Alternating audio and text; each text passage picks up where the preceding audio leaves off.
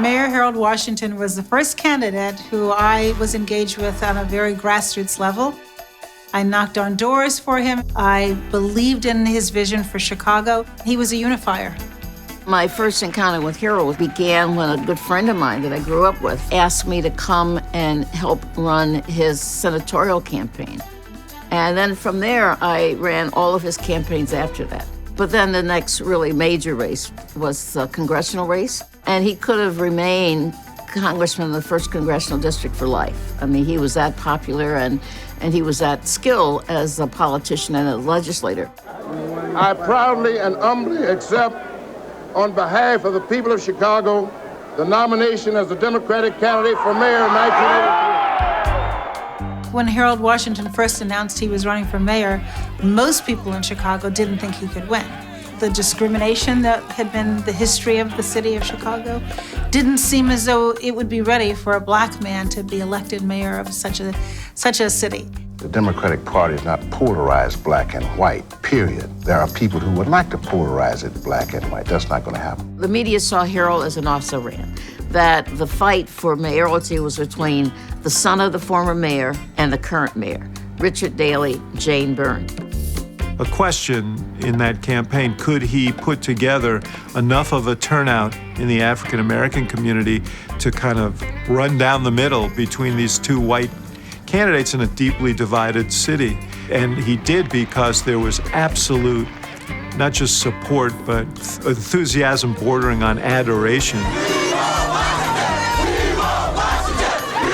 His message was one that would bring the city together, and he wouldn't be the black mayor of Chicago, he would be the mayor of Chicago who happened to be black, but a trailblazer, doing what no person had done before him. We want to win so bad we can taste it. We're prepared for it. We're qualified for it. We've been working for it all our life. This job was made for me. I want it badly. I want it. Here was this guy who was fearless, who was taking on, the machine, and who was articulating the aspirations of the community in a way that voters here hadn't heard before. Our concern is to make the Chicago base, which is a powerful economic base, a much more fruitful oasis that has open doors for all of its citizens, regardless of race, color, creed, or sex, or handicap. He made me feel a part of something bigger than just myself, a part of a movement, and gave me an appreciation for what his leadership could do for our city that at the time was pretty divided. It was a very grassroots effort, going door to door. I remember going to LeClaire Courts, one of the public housing developments at the time in Chicago, and people were hesitant, but he just kept at it, and in so doing, he built some momentum. And when a politician is trying earnestly to earn your vote, you can tell. I'm just going to tell you what the facts are. Harold Washington was utterly authentic and reveled in being authentic. He was who he was, said what he pleased, and people loved that. He was a brawler in a town that appreciates strength. If this were a street brawl, I know what I would do. He was unafraid of any fight, and people thought, yeah, that's us. That's Chicago. According to the best of my ability. According to the best of my ability. Congratulations, Mr. Mayor. What he did for the spirit of Chicago and our belief in these infinite possibilities, you can't take away.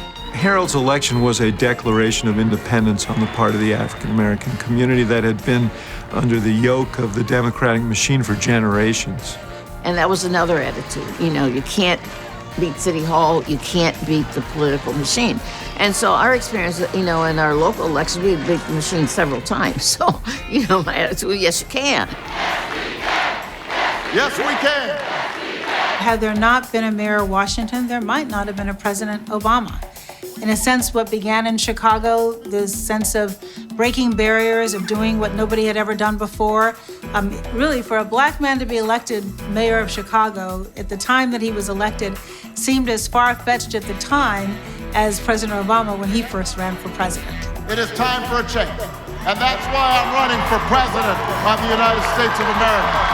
There is a linkage between Harold Washington and Barack Obama. Even though they only met once, Barack Obama is the legatee in many ways of Harold Washington. So it's altogether fitting that he be represented at the Obama Center. Getting over that thought process, that this really can happen, was a similarity with both of the campaigns. Some of you may know that I originally moved to Chicago in part because of the inspiration of Mayor Washington's campaign. I'll never forget how he reached out to everyone, black, brown, and white, to build a coalition for change.